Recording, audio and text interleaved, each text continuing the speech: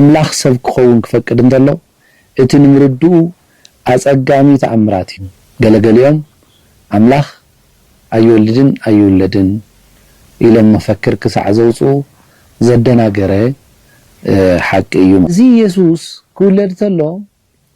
ነቲ ናይ ሰብ ውድቀትን ባርነትን ንምውሳድ ናይቲ ሰብ ባርነት ክቅበል ነይርዎ ማለት እዚ መለኮታዊ ሚስጥር ግን ብዳህሳስ ንረኽቦ ኣይኮነ እዚ ከምቲ ዝበሃል ምርአይ ምእማን እዩ ዝበሃል አባሃል ኣለና ክርስትና ግን ምእማን ምርአይ እዩ ኢየሱስ ዝወሃብ እዩ ውህብቶ እዩ ኢየሱስ ናይ ፈውሲ ውህብቶ እዩ ኢየሱስ ካብ ዓመፃ ዘርሕቕ ውህብቶ እዩ ሰላም ኩልኩም ተኸታተልቲ ዝመደብ እዚ ኣነ ስመይ መጋቢ አብርሃም ወልደ ገብርኤል ይበሃል ሎም ማዓንቲ ኣብ ፓዮማ ስቱዲዮ ዝተራኸብና ኣለው ብዛዕባ ውልደት ጎይታናን መድሓኒትናን ኢየሱስ ክርስቶስ ኣመልኪቱ ሓደ ነገራት ክንብል ምእንቲ እዩ ቅድሚ ናፍቲ መደብና ምኻድና ሓፂር ጸሎት ብዛዕባ እቲ እንዘራረቡ ቃል እግዚአብሔር እውን ብርሃኑ ክልእኸልና ኣብ ልብና እውን እቲ ሓቂ ከግህደልና ምእንቲ ጸሊና ክንጅምሮ ሕያውን ጻድቕን ዝኾንካ እግዚአብሔር ኣምላኽና ነመስግነካ ኣለና እግዚአብሔር ኣቦ ንስኻ ቅዱስን ጻድቕን ኣምላኽ ኢኻ ሰብ ብዓመፁን ብሓጢኣቱን ንዘለኣለም ከይፍረዱን ከይጠፍእን ምእንቲ ሓደ ወድኻ ቤዛ ጌርካ ስለዝሃብካናን ነዚ ቤዛ ዝኾነ ከዓ ካብ ሰብ ተወሊዱ ሰብ ኮይኑ ንዓና ካብ ሓጢኣትና ንምድሓን ዋጋ ሓጢኣት ኣብ መስቀል ንኽኸፍል ተኣዚዙ ዋጋ ከፊሉ ዘድሕነና ጎይታናን መድሓኒትናን ኢየሱስ ክርስቶስ ዝሃብካና እግዚአብሔር ኣቦ ስምካ ይባረኽ ነኽብረካን ልዕል ነብለካን እዚ ሓቂ እዙይ እዚ ሰባት ከይጠፍኡ ዝተኸፈለ ናይ ፍቕሪ ዋጋ መስዋዕቲ እዚ ሓቂ እዙይ ኣብ ኩሎም ደቂ ሰባት ከዓ ክገሃድ ክትረድአና ብርሃንካ ኣብ ኩሉ ሰብ ልቢ ክበርህ ጎይታናን ብመድሓኒትናን ብኢየሱስ ክርስቶስ ስም እንጸልይ ኣለና ሰማዕኻና ከዓ ተመስገን بسم يسوع امين بار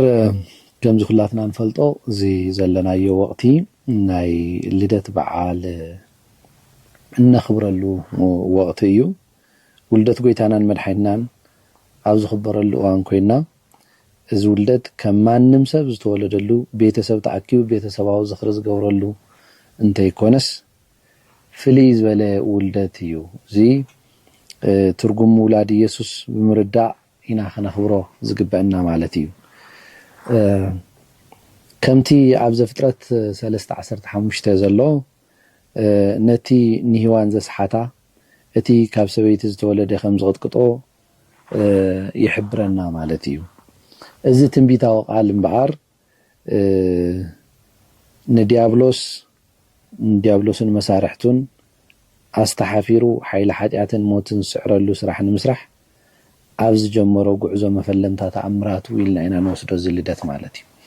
እዚ ትንቢታዊ ቃል ናይ ዘፍጥረት ምዕራፍ 3 ቁጥሪ 15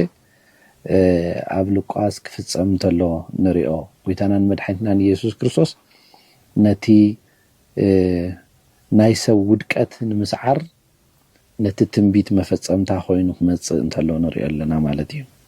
አምላኽ ሰብ ክኸውን ክፈቅድ እንተሎ እቲ ንምርድኡ አጸጋሚ ተአምራት እዩ ብዙሕ ሰብ ኣብዚ ጉዳይ እዚ ክደናገር ክሽገር ንሪኦ ብዙሓት ሰባት ክወድቁ ክዕንቀፉ ክሰናኸሉ ምክንያት ዝኾነ መለኮታዊ ሓቂ እዩ እዚ ገለገሊኦም አምላኽ አይወልድን ኢሎም መፈክር ክሳዕ ዘውጽኡ ዘደናገረ ሓቂ እዩ ማለት እዩ እዚ ጥበብ አምላኽ ንብዙሓት ጥበበኛታት ዝተሰወረ እኳ እንተኾነ ንዓና ብምድሓኑ ንኣምን ግን በሪሁልና ኣለሞ ስሙ ከዓ ይኽበር እግዚአብሔር ስሙ ዝተባረኸ ይኹን ስለዚ ከም ደቂ ብርሃን እቲ ኣብ ክርስቶስ ዝነበረ ሓሳብ ኣባና ክኸውን ግዲ ይብለና ማለት እዩ ከምቲ ኣብ ፊልጵስዩስ ምዕራፍ 2 ካብ ፈቅዲ 5 ክሳብ 11 ንሪኦ ከምዚ ዝብል ቃል ከምዚ ከዓ እቲ ኣብ ኢየሱስ ክርስቶስ ዝነበረ ሓሳብ ኣባኻትኩም እውን ይሃልኹም ንሱ ብባህሪው አምላኽ እኳ እንተኾነ ነቲ ማዕረ አምላኽ ምዃኑ ከም ምምዛዕ ኣይቆፀሮን አምላኽ እዩ ግን እቲ ሰብ ዝኾነሉ መንገዲ ግን ከም ምንዛዕ ኣይቆፀሮን እኳ ደኣ ሰብ ብምዃን መልክዕ ባርያ ብምውሳድ ብፈቃዱ ንባዕሉ ድኻ ገበረ ይብለና ጎይታ ክመጽእ እንተሎ ነቲ ናይ እግዚአብሔር አብ ናይ ዘለዓለም ፕላን ንኽፍጽም አምላኽ እናሃለወ ሰብ ንምድሓን ሰብ ክኸውን ፈቂዱ ማለት እዩ ስለዚ ማዕረ አምላኽ እናሃለወ ከም ምንዛዕ እንተይቆፀረ ከም ሰብ ከም መደበኛ ሰብ እውን ኣይኮነን መልክዕ ባርያ ሒዙ ተዋሪዱ እዩ ነቲ ናይ ሰብ ውርደት ክወስድ መጽኡ ማለት እዩ ፈቃዱ ንባዕሉ ድኻ ገበረኻ ይብለና ጥርሑ ኮነ ዓረቀ እቲ ዝነበሮ ሙሉእ ክብሪ ሓዲጉ ድኻ ኮነ ንባዕሉ ኣዋሪዱ ክሳዕ ሞት ክሳዕ ኣብ መስቀል ተሰቂሉ ምማት እውን ተኣዘዘ ስለዚ እግዚአብሔር ልዕሊ ኩሉ ልዕል ኣበሎ ልዕሊ ኩሉ ስም ዝኾነ ስም ከዓ ሃቦ ይብለና እዚ ኢየሱስ ክውለድ ተሎ ነቲ ናይ ሰብ ውድቀትን ባርነትን ንምውሳድ ናይቲ ሰብ ባርነት ክቅበል ነይርዎ ማለት እዩ እዚ ኣምላኽ ዘለዎ ፍቅሪ ንምግላጽ እቲ ክቡር ማንነቱ ናብ ናይ ሰብ ደረጃ ውሪዱ ሰብ ዝኾነሉ መዓልቲ ኢና ንርኢ ማለት እዩ ውልደት ኢየሱስ ንኣእምሮ ዝከብድ ናይ መለኮት ፍቅርን ትሕትናን እዚ ፍቅርን ትሕትናን ከምቲ ኣብ ዮሐንስ ወንጌል ምዕራፍ 3:16 ንሪኦ ትብኡ ዝዓምንሲ ናይ ዘለዓለም ህይወት ክህልዎ እምበር ከይጠፍሲ እግዚአብሔር ሓደ ወዱ በጃ ክሳዕ ዝህብ ንዓለም ክንድዚ ኣፍቀራ ኢሉ ዝተዛረበሉ በጃ ኮይኑ ሓሊፉ ዝወሃብ ኢየሱስ ሰብ ኮይኑ መጽኡ ማለት እዩ እዚ ዝገበረ ከዓ መለኮት ንሰብ ዘለዎ ፍቅሪ ንምግላጽ እዩ እግዚአብሔር ብክርስቶስ ገይሩ ዓረቀና ከም ዝብል ንሕና ከዓ ኣባና ከዓ ናይ ምትዕራቅ ቃል ኣንበረ ከም ዝብል ሰማይን ምድርን ምእንቲ ክዕረቅ ዝመፀ እዩ ኢየሱስ ሰብ ኮይኑ መጽኡ ብናትና ልክዕ ብናትና መጠን መጽኡ እዚ ልደት ወይ ከዓ ውልደት ኢየሱስ ክርስቶስ ክንሓስብ ተለና አምላኽ ንደቂ ሰባት ዘለዎ ዓሚቕ ፍቅሪ እናሓሰብና ክንብዕሎ ወይ ከዓ ክንዝክሮ ይግበአና ማለት እዩ ሕዚ ኣብቲ በዓል ኣይኮነን እቲ ሚስጥር ኣብቲ ምክንያት እዩ እቲ ሚስጥር ኢየሱስ ክርስቶስ ኣብቲ መዓልቲ ንሱ ንምንታይ መጽኡ ዝብል እዩ እቲ ሚስጥር ሰባት ኣብ ኤደን ገነት ዝደረበይዎ ክብሪ ንምምላስ ዝተገበረ መደብ ኣምላኽ እዩ ኢየሱስ ክርስቶስ ሰብ ክኸውን ሰባት ብዘይ ምእዛዞም ኣብ ኤደን ገነት ዝደረበይዎ ክብሪ ኩላትና ከዓ ዘይእዙዛት ንክንከውን ዝገበረና ዘይምእዛዝ ንሱ ንምምላስ እዩ ብምእዛዝ እቲ ናይ ደቂ ሰባት ዘይምእዛዝ ክስዕር ክሳዕ መስቀል ሞት ዝእዘዝ ኮይኑ መጽኡ ማለት እዩ ኢየሱስ አምላኽ እናሃለወ አምላኽነቱ ከም ምንዛዕ እንተይቆፀረ ካብ ክብሩ ወሪዱ ናይ ባርያ መልክዕ ሒዙ ክሳብ ሞት ተዓዚዙ ሰብ ንምድሓን ሰብ ኮይኑ እዩ ሰብ ንምድሓን ሰብ ዝኾነ ፈቃር አምላኽ አለን ውልደት ጎይታናን መድሓኒትናን ኢየሱስ ክርስቶስ ዓሚቕ ምስጢር ኣለዎ ንብሎ ማለት እዩ ሰባት ክርድእዎ ይኽእሉ ኣብዚ ናይ ኢየሱስ ክርስቶስ ናይ ምውላድ ናይ ምምጻእ ኩነታት ሰለስተ ዓመቕቲ ምስጢራት ኣለዎ እቲ ሓደ ዓሚቕ ፍቅሪ አምላኽ እዩ እዚ ዓሚቕ ፍቅሪ አምላኽ ንዓና ዝወሃብ እውን ንካፈሎ ባህሪ እውን ብፍቅሪ ክንመላለስን ብፍቅሪ ክነገልግልን ንአምላኽ ናይ ፍቅሪ ምላሽ ንደቂ ሰባት ብፍቅርን ሓልዮትን ክንግለጽ ምእንታን ዝተዋሃበና ምላሽ ክንህበሉ ዝግባእ ፍቅሪ እዩ ንደቂ ሰባት ከዓ ብኡ ክንግለጽ ምሳሌያዊ ዝኾነ ፍቅሪ እዩ እቲ ካልኣይ ፍጹም ትሕትና እዩ ክርስቶስ ናይ ባርያ መልክዕ ክሳዕ ዝሕዝ ክሳዕ ክንዱ ርእሱ ኣዋሪዱ ትሕት ኢሉ ማለት እዩ እዚ አምላኽ ንደቂ ሰባት ዘለዎ ሓልዮት ዘርእን نتزوردو وردت كتكز خيل موراد تواريدو مالتي حاف كبل الناس لزدليه سلازي زيكا أنا بقطتا ننأمن أب قدم أملاخن أب قدم سبن بتحتنا خن ملالسن مسالياوي نابرا خن نبرن مئنتاني توهيبنا كبرن قويتا يخون اتسالساي مئزازي مخنياتو دك سبات كافتي خبروم زودقلو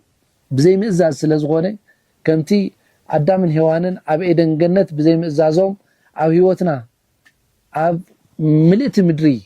أب فترة كله زمتساه ودكت مغنيات زغونو بمئزاز كريستوس كعا فترة كله ناب كبروخ ملس نقرات كستخاخلو منتان بمئزاز يسوس كريستوس تقليصو مالتي ازي نتزتو هابنا قال حكي زئزاز تقباراو هيوت كلونا قويتا بقبري زرعينا هيوتي نتزور هالنا حكي نمبسار نمنبار زئزاز ماننت كلونا من تاني سلازي كندوزي زأكل فقري كندوزي زأكل تحتنا كندوزي زأكل مئزاز دار قويتانا نمدحتنا نارئيو نحنا كاو تماهرنا خن نورو زقبع هيوت علو مالتي سلازي تي اتزبرها لنا حكي تعزيزنا نزوم زي ازوزات نخززو خنقورو لنخيل منقدي ايو سميرو لنا زلو مالتي بحافشا سبرؤسو قدحن كاو عمس آنسا خونن بزي مخالو نمدبنيا وي حاتياتنيا بدلنيا وي حاتياتنيا بمخانو عصب حاتيات دما موت سلازخونه كابزو موت نمدحان دما مسواعتي سلازحتت كم تقالو دم انت يفسسه حدقت حاتيات يلن زبلنا سب نمدحان فصوم سب يدلي سلازنبره كاب دق سبات سلازي ترخبن املاخ سب كخون ناي ملكوت فقاد كوين مالتي يسوع سب كوينو فصوم بزي عبر زخونه سب يغوين ازي نبوزحات زچنق كسابلومي نمردا زخبدومن ميستري بزحات سبات زوزا قبلو بزحات سبات زعلولو زسحتلو ميستر يوزي ازي ميستر بمرمر جميركا تبصحون تيكونس بامنت جميركا تبصحون زنبر هيوتني بزحات سبات بمرمر كبصحو ايكالون تيبصحوها غزي يركبوهم ازي بامنت اتبصحون اتنورد هيوتي مالت كبيديو عزلنا له زمن سنخوعتي يقبر نزخونه نجر نمفلاط بزح دحساس يقبر ازي ملكوتاو ميستر جن بدحساس نرخو يكون ناب هيوتنا بامنت اذا حق زي مستقبلنا اتحق نسويو بريولنا منبار نجمر اذا كم تزبحال مرأي مؤمان يو زبحال ابحال لنا كريستنا جن مؤمان مرأي يو تحستو عفتوشت امنت كوينا اينا تحقي كنريو نخيل كمتي يسوس ندي قديموس سب داغم كولد علو مسبلو كمزي كميلو يلو مسحاتته نفاس نابز دلي ينفس يلو زملسلو اذا حقزي امينكا انا نبركا بفرز غلص حقي ابيوتنا بتركل بفرز غلص حقي بزحات سبات امينو دحينو بساعاتيو ناب غويتا تمليسو خبحال تلو ايردو من شعو جن قدم حجي كخونو زي كعاله محيلون تغزيتون قديفو وزنبرا سالساي معلت زملسو دحريتي قال حقي نابيوتو متاون بامنت مقبالون جن كافزي ننوح غزي طبيعو وزنبرا مفلاي زعوي ነገር كرحق انتلو نريو مالتي فر منفساو هيوتو يغلص اذا حقي بينها فليت كايو سقتبل حقي يكونن بيننا فليتنايو بيننا تحغشنالو بيننا حسيت غيرنالو بيننا امسغينالو ننبر حقي يكونن ازي سق نبللو ጉዳይ ተይኮንስ ንኹሉ ዝንገርን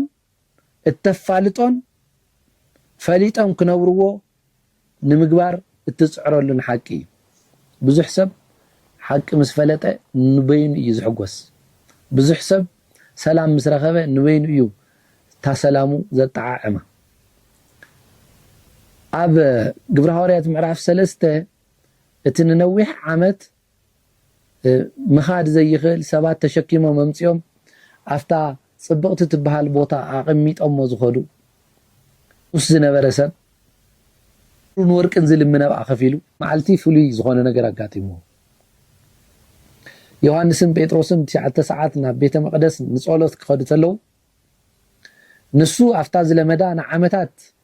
ن14 ዓመታት ኣብ ተቐመጠላ ቦታ ጸኒሑ ሓደ ነገር ክህቡኒ ኢሉ ክልምኖም እንተሎ ንርእያው ጴጥሮስ ድማ ከምዚ ኢሉ ብሩርን ወርቅን የብልናን እቲ ዘለና ግን ኢሉ ብጎይታ በኢየሱስ ክርስቶስ ተስእሞ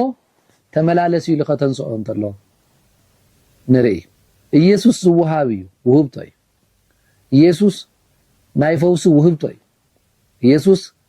ካብ ዓመፃ ዘርሕቕ ውህብቶ እዩ ኢየሱስ ክርስቶስ ካብ ሓይሊ ሓጢአት ዘናግፍ ውህብቶ እዩ ኢየሱስ ክርስቶስ ካብ እርግማን ዝገላግል ውህብቶ እዩ ኢየሱስ ክርስቶስ እቲ ተወለደልና እቲ ኣብ መብልዕ ማል ዝተወለደ እቲ ከም ሰብ ካብ ነገስታት ኢድ ከምልጥ ዝተሰደደ እቲ ዝዓረቀ እቲ ዝጠመ እቲ ዝደኸመ እቲ ዝጸምዐ እቲ ዝተተፍአሉ ኢየሱስ እቲ ኣብ መስቀል ብግፍዒ ዝተቀተለ ኢየሱስ ጉስቁልና ኣርሒቁ በረኸት ዝህብ ዓመፃ ወጊዱ ፍቅርን ሰላምን ዝህብ ውህብቶ እዩ ክብርን ጎይታ ይኹን ስለዚህ ከምዚ ኢሎም ተስእሞ ተመላለስ እዩ ተንሲኡ ድማ ንዘመናት ርእይዎ ዘይፈልጥ ቤተ መቅደስ ኣትዩ እናዘለለ ኣትዩ ከኣትዎ ዘይፍቀደሉ እንከን ዘለዎ ኮይኑ ከኣትዎ ዘይከኣለ ሙሉእ ኣካል ኮይኑ ከኣቱ ዘኽእለ ውህብቶ እዩ ኢየሱስ ስለዚህ ዝወሃብ ስጦታ እዩ ዝወሃብ ውህብቶ እዩ ስለዚህ እቲ ሓቂ ዝኾነ እቲ ብርሃን ዝኾነ ኢየሱስ ናብ ህይወትና ምስ መፀ ንኻልኦት እነካፍሎ ዘይውዳእ ዘይነጽፍ ናይ ፍቅሪ ምንጭ እዩ ክብርን ጎይታ ይኹን ስለዚህ ናይ ውልደት ጎይታናን መድሓኒትናን ኢየሱስ ክርስቶስ ክንዝክር ተለና እዚ ፓኬጅ እዚ ኣብ ውሽጡ ዝሓዘ እዩ እንድሕር እዚ ዝሓዘ ኮይኑ እዚ ዝበርህልና ሓቂ እቲ ተረደአና ሓቂ ንኻልኦት ክነብርሆ ይግበአና ማለት እዩ ከምቲ ጎይታናን መድሓኒትናን ኢየሱስ ክርስቶስ ኣብ ማቴዎስ ወንጌል ምዕራፍ 28 ካብ ፍቕዲ 19 ክሳብ 20 ብፍላይ ካብ 18 ክሳብ 20 ስልጣን ኣብ ሰማይን ኣብ ምድርን ተዋሂቡኒ ኢሉ ጀሚሩ እምበኣር ኪዱ ንፍጥረት ኩሉ ወንጌል ስበኹ ብኣብ ብወዲ ብመንፈስ ቅዱስ ስም እናጥመቕኩም ደቀ መዛሙርተይ ግበርዎም ምስ በለ እንሆ ኣነ ክሳዕ ዓለም ፍጻሜ ምሳኻትኩም እየ ዝበሎ ፈሊጥካዮ ክትነብር ጥራሕ ዘይኮነስ እቲ ዝፈለጥካዮ ካልኦት ክነብሩሉን ክተፍልጥን ዝተዋሃበና ዕድል እዩ ክብርን ጎይታ ይኹን እዚ ድማ በዘን ሰለስተ ነገራት ይግለጽ ብፍቅሪ ብትሕትና ብምእዛዝ ነቲ ናይ ክርስቶስ ፍቅሪ ምላሽ ዝህብ ናይ ፍቅሪ ምላሽ ንእግዚአብሔር ንሰባት ካብ ብፍቅሪ ምግላጽ እቲ ብትሕትና ተዋሪዱ ዘድሐነና ናይ ትሕትና ምላሽ ንእግዚአብሔር ኣብ ቅድሚ እግዚአብሔር ትሕት ንብለሉ ንሰባት ካብ ብትሕትና ነገልግለሉ እቲ ኣብ መስቀል ክሳዕ ሞት ዝተኣዘዘ ናይ ምእዛዝ መንፈስ ከዓ ንዓና ዝሃበና ናይ ሓይልን ናይ ርእስኻ ናይ ምግዛእ መንፈስን ዝሃበና በቲ ምእዛዝ መንፈስ ነቶም ዘይድሓኑ ተኣዚዝና ነቶም ዘይድሓኑ ናይ እግዚአብሔር ቃል ተኣዚዝና ክንበጽሖም እንገብረሉ ሚስጥር ዝሓዘ እዩ እንታይ ይብለና ኣብ ፊልጵስዩስ ምዕራፍ 2 ቁጥሪ 10-11 ስለዚህ ንኽብሪ ስም ኢየሱስ ኩሉ ኣብ ሰማይን ኣብ ምድርን ኣብ ትሕቲ ምድርን ዘሎ ብርኪ ምእንቲ ክንብርከኽ ይብለና ስም ኢየሱስ እግዚአብሔር ኣብ ልዕል ኣቢልዎ ካብ ኩሉ ስም ንላዕሊ ምስ ረእሶ እዚ ዋና ዓላምኡ እንታይ እዩ ኢሉ ንኽብሪ ስም ኢየሱስ ኩሉ ኣብ ሰማይን ኣብ ምድርን ኣብ ትሕቲ ምድርን ዘሎ ብርኪ من تغنبرك عندنا قزر عسرت هذا نخبر እግዚአብሔር አብ ከዓ ኢየሱስ ክርስቶስ ጎይታ ከም ዝኾነ ኩሉ አንደበት ክምስክር እዩ ይብል እዚ ኢየሱስ ክርስቶስ ተዋረደሉ ሚስጥር እዚ ክልተ ክብሪ ክምለስ ምንቲ ስለዚ ኩሉ ጉልበት ንክብሪ ኢየሱስ ክንብርከኽ ቤተክርስቲያን ኣብዚ ምድሪ እዚ ገዛዕዮ ኣለዋ ማለት እዩ ነቲ በዓል ኢንተርቴይን ክንገብሮ ሰለብሬት ክንገብሮ ጥራሕተ ይኮነ ናይቲ በዓል ሚስጥር ዝኾነ ኢየሱስ ናይቲ በዓል በዓልናይ ዝኾነ ኢየሱስ ናይቲ ዕለት በዓልናይ ዝኾነ ኢየሱስ ብምግላጽ ኣብዛ ምድሪ እዚኣ ዓመፃ ዘርሕቕ ክብሪ ኣምላኽ ዘምጽእ ኣገልግሎት ክነገልግል እዛ ኣብዛ ምድሪን ኣብ ትሕቲ ምድሪ ናብ ሰማይን ጉልበት ኩሉ ንክርስቶስ ክንብርከኽ ክብሪ ንክርስቶስ ክኸውን ክትገብር ያ ቤተክርስቲያን ኣብዚ ምድሪ ዘላ ስለዚ እዙይ ተረዲእና ክንመላለስ ብጎይታ ፍቅሪ ክሓትት ይደሊ ማለት እዩ ካሊ እግዚአብሔር አብ ክኸብር ምንቲ አንደበት ኩሉ ኢየሱስ ጎይታ ቋንቋ ሁሉ ኢየሱስ ጎይታ ይኽብል ኩሉ ዓይነት ቋንቋ ዝዛረቡ ሰባት ኩሎም ኢየሱስ ጎይታ ይኽብሉ እግዚአብሔር ከዓ ክኸብር ቤተክርስቲያን እዚ ሓላፍነት ኣለዋ ኣብዚ ምድሪ እዚ ብኩሉ አንደበት ኢየሱስ ጎይታ እዩ ክበሃል እዚ ምስ ንገብር እቲ ናይ ውልደት ጎይታናን መድሓኒትናን ኢየሱስ ክርስቶስ ሚስጥር ተረዲእና ነብር ኣለና ማለት እዩ ጎይታ ኢየሱስ ይባርኽኩም እዚ ካፍቲ ዓሚቕ ሚስጥር ናይ ውልደት ጎይታናን መድሓኒትናን ኢየሱስ ክርስቶስ ናይ ባሕሪ ጠብታ እየ ተዛሪበ ዘለኹ እግዚአብሔር አምላኽ ይባርኽኩም ናይ መዛዝ መንፈስ ናይ ፍቅሪ መንፈስ ናይ ትሕትና መንፈስ ኣብ ኩላትና ይኹን እግዚአብሔር ንህዝብና ብፍቅሪ እነገልግለሉ ዓመት ይግበረልና ዘመን ይግበረልና እግዚአብሔር ከዓ ናይ ፍቅሪ ምላሽ እንምልሰሉ ዘመን ይኹነልና ከምቲ ኢየሱስ ትሕት ዝበለ ብትሕትና መንፈስ ኣብዛ ምድሪ እዚኣ እነገልግለሉን ናይ ቃል ሓቂ እንገልጸሉን ዘመን ክኾነልና ይምነ ከምቲ ኢየሱስ ክርስቶስ ክሳዕ ሞት ተኣዘዘ ነቲ ቃል ሓቂ ነቲ ቃል ሓርነት ክንእዘዞን ንብዙሓት ዘይእዙዛት ናብ ምእዛዝ ክነምጽእን እግዚአብሔር ብጸጋኡ ይደግፈና እግዚአብሔር ይባርኽኩም ዘመንኩም ይለምልም ሻሎም